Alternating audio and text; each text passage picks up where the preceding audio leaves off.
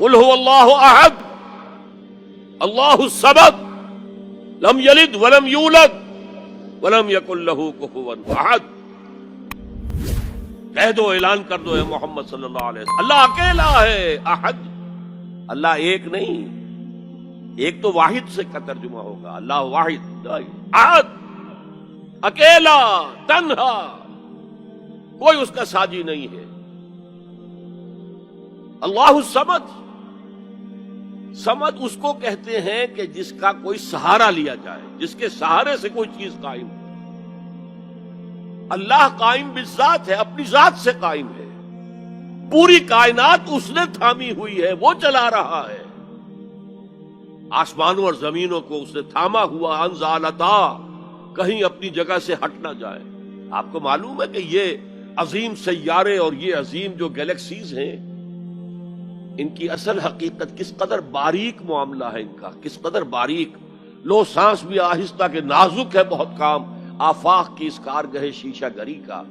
ان کے درمیان جو فاصلے ہیں، ان کی باہمی کشش ہے. اس کو ایک کشش ادھر سے کھینچ رہی ہے، ایک کشش ادھر سے کھینچ رہی ہے، تو یہ اپنی جگہ پر قائم ہے. اگر ادھر کی کشش ذرا سی بڑھ جائے وہ کھینچ لے گی اور وہ ٹکرا جائیں گے اور کائنات درہم برہم ہو جائے گی. یہ تو توازن ہے. اسی کو کہا سورہ رحمان میں وَوَضَعَ الْمِيزَانَ. لوگوں نے سمجھا میزان سے مراد یہ زمین کی جو میزان جس میں ہم تولتے نہیں.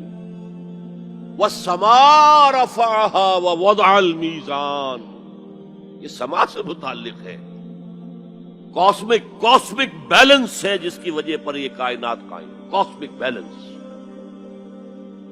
بہرحال اللہ ہی ہے جو قائم بالذات ہے اور باقی سب اس کے سہارے قائم ہیں.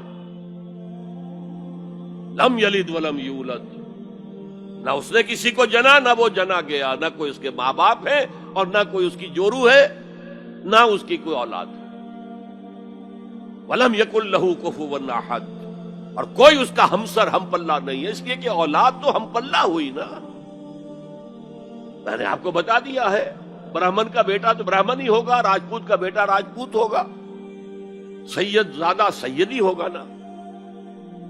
تو یہ اصل میں شرک فی الذات کی نفی پر یہ سورہ مبارکہ اتنی جامع ہے کہ اسے حضور صلی اللہ علیہ وسلم نے سنو سے قرآن، تہائی قرآن کے مساوی ہے.